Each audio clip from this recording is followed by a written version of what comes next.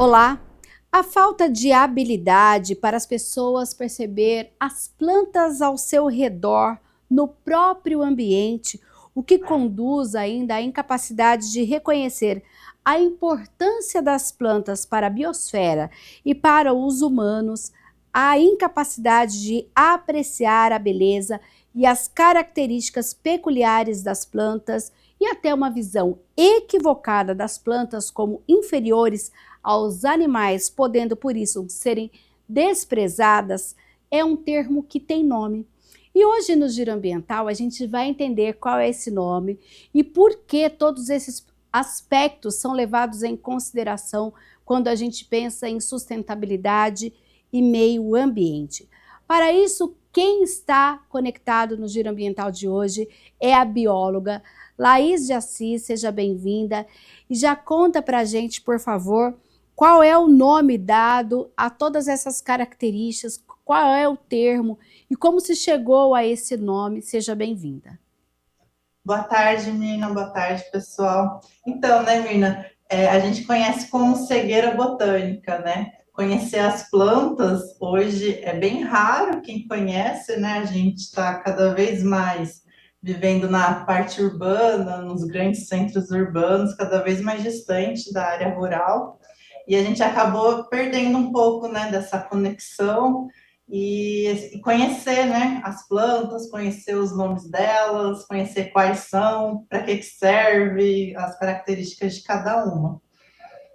Eu lembro que, Laís, quando eu vou à casa de uma das minhas tias, elas têm muitas plantas e elas sabem exatamente essa questão, o nome e para que serve. Isso é para achar, isso é bom para comer, isso pode refogar e tantas coisas assim. E recentemente, inclusive aqui na TV Câmara Campinas também, a gente fez uma reportagem, por exemplo, sobre as punks, né, que são as plantas alimentícias não convencionais. Quando a gente pensa nessa cegueira botânica, também está incluído esse contexto?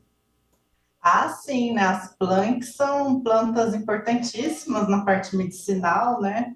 Para quem quer fugir dos tratamentos, né, tradicionais de remédio, né? São importantes também. Conhecer que tem algumas plantas nativas que podem ser comidas, né? Que às vezes a gente acha que não, que são só verdes e a gente lembra que os nossos avós, né, eles tinham mais essa proximidade, né, com a roça, com a natureza, então tinha um conhecimento bem grande com relação a tanto as plantas quanto as ervas medicinais e de nome de árvores, nome de flores, como você falou, né, na casa dos seus avós, na sua tia, elas tinham esse conhecimento, né, a gente está cada vez perdendo mais. Antigamente tinha uma profissão que a gente falava que era o mateiro, né? Que é aquela pessoa que não tem uma formação convencional, né, de faculdade, assim, mas tem um conhecimento incrível com relação à identificação dessas plantas. E a gente, eu acho que hoje é difícil achar quem tem esse conhecimento, né? Cada vez mais estão se perdendo. Hoje o pessoal já tem investido em aplicativos, né, para identificar as plantas, mas eu já usei muitos e muitas vezes não dá muito certo. No Brasil, a gente tem uma diversidade de espécies muito grande, né?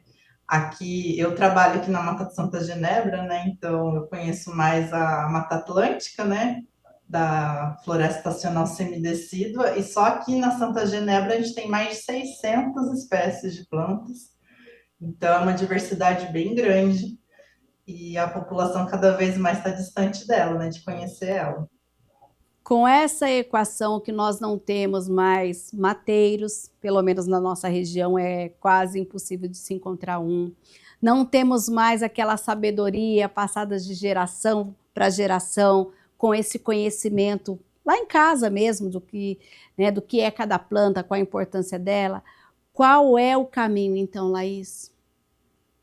Olha, eu não está muito fácil, não. Eu acho que o pessoal está apostando muito na inteligência artificial, né?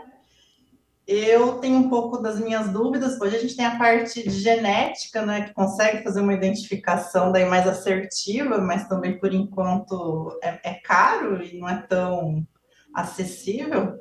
Mas eu vejo que são raras as pessoas que realmente entendem e sabem identificar as plantas. A gente É bem pensa, por raro mesmo. exemplo, você disse que está aí na Mata Santa Genebra, que a gente sabe que inclusive tem aí um ponto que trata da educação ambiental. Hoje, Sim, quando a gente pensa nesse conhecimento e para que a gente tire essa cegueira botânica, né, que a gente sim, pelo menos minimize, a educação sim. é um caminho? Sim, educação com certeza ajuda muito. A gente tem aqui na Santa Genebra grupos que vêm explicar um pouco das plantas, né, aqui, das plantas, e também das ervas medicinais. Tem um grupo da Unicamp que rotineiramente vem aqui na mata para estar apresentando as plantas para os visitantes e, né, mostrar um pouquinho desse conhecimento. E então isso eu acho que ajuda bastante, né? Mas até as ervas medicinais são poucas pessoas que sabem, né? Que conhecem e geralmente são as mesmas que o pessoal conhece, né? Eu falo que até em viveiros de mudas, quando a gente vai comprar mudas nativas em viveiros, eles sempre produzem as mesmas espécies. Como eu te falei, aqui na Santa Genebra a gente tem mais de 600 espécies de plantas, são mais de 300 espécies só de árvores. E se eu for num viveiro convencional hoje, eu vou encontrar no máximo umas 50 espécies. Então você vê que acaba perdendo muito aí nesse caminho, né? Sim. Como os projetos de conservação, por exemplo, podem ajudar nesse contexto para que a população tenha mais acesso e se interesse também por esse tema para minimizar essa cegueira botânica? Eu acho que deveria também fazer parte do currículo, né, da educação, assim, ter um pouco mais de conhecimento fora da sala de aula.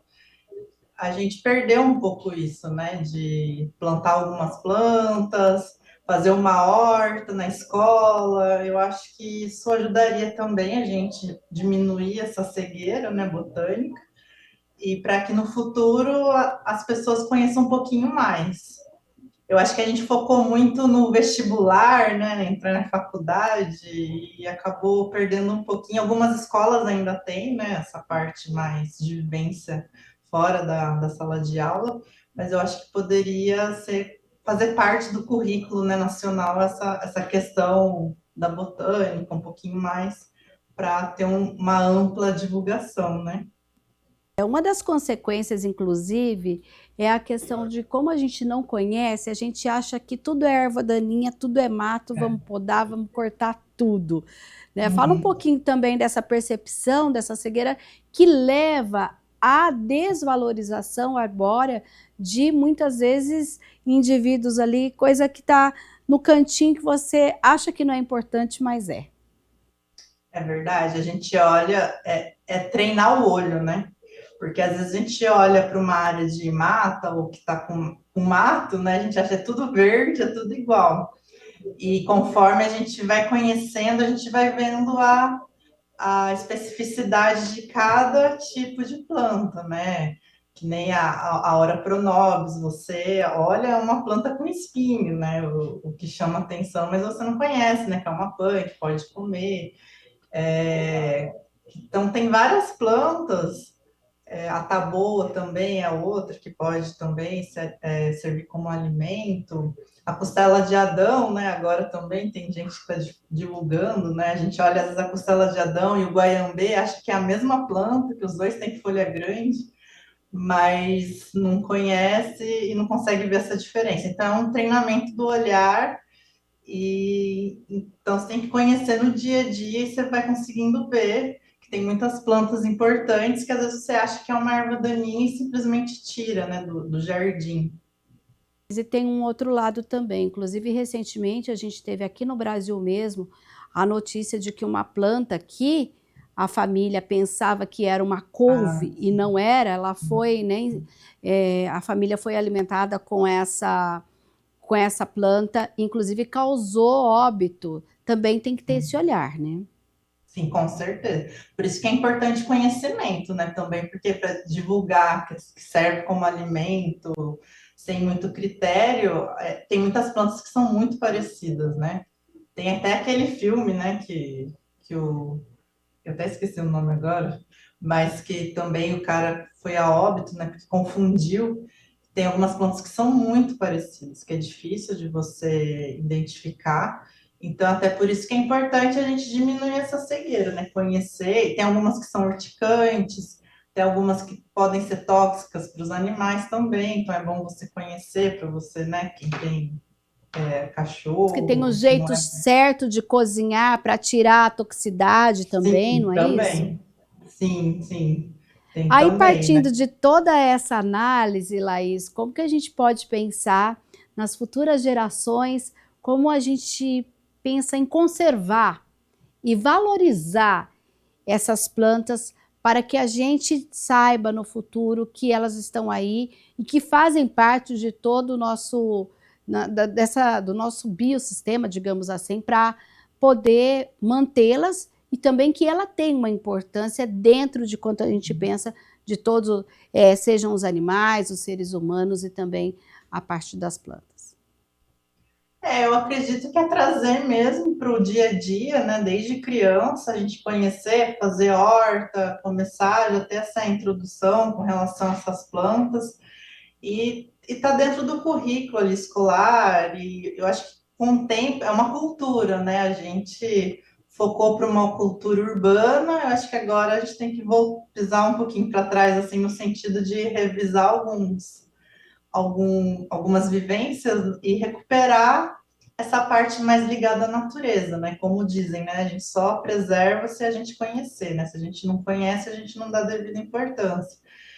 Então, se você trouxer para a escola, você ter essa vivência fora da sala de aula, conhecer a importância dessas plantas, a diversidade, quão rico, né? O Brasil é um país riquíssimo em tipos de vegetação, né? Não é qualquer formação de vegetação, que a gente tem mais de 600 espécies de plantas, imagina, é muita coisa, e tem algumas que a gente nem conhece ainda, né?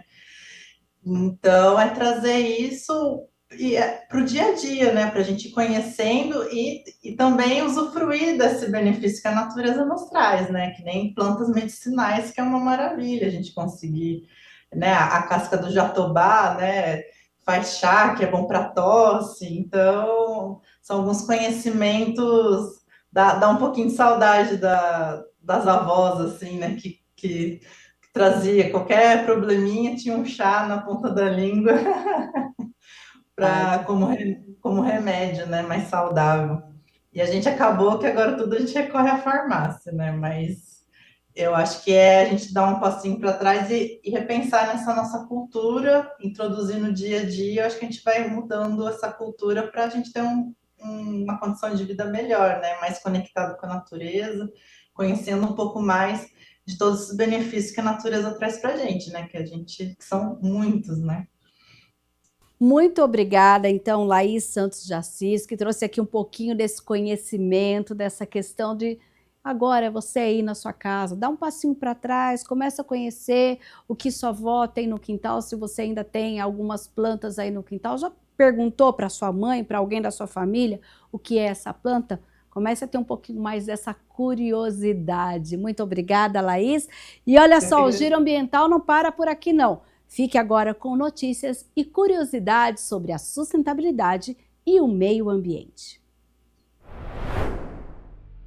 O planeta Terra rompeu 7 dos 9 limites planetários, os indicadores científicos que definem as condições seguras para a vida. A nova atualização, realizada por pesquisadores do Instituto Potsdam, incluiu a acidificação dos oceanos na lista dos processos que ultrapassaram a fronteira de segurança.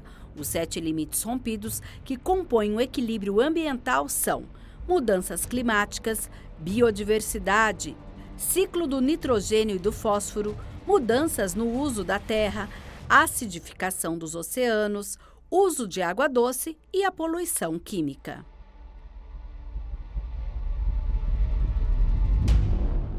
Uma nova pesquisa estabelece uma ligação direta entre tempestades tropicais, como tufões e furacões, e a dispersão de microplásticos, adicionando uma preocupação invisível aos seus impactos. Publicado em uma revista norte-americana, o estudo sugere que sistemas meteorológicos formados sobre os oceanos podem aspirar partículas microscópicas de água contaminada e transportá-las para a terra firme. A pesquisa analisou a cidade de Ningbo, na China, durante a passagem de 3 tufões.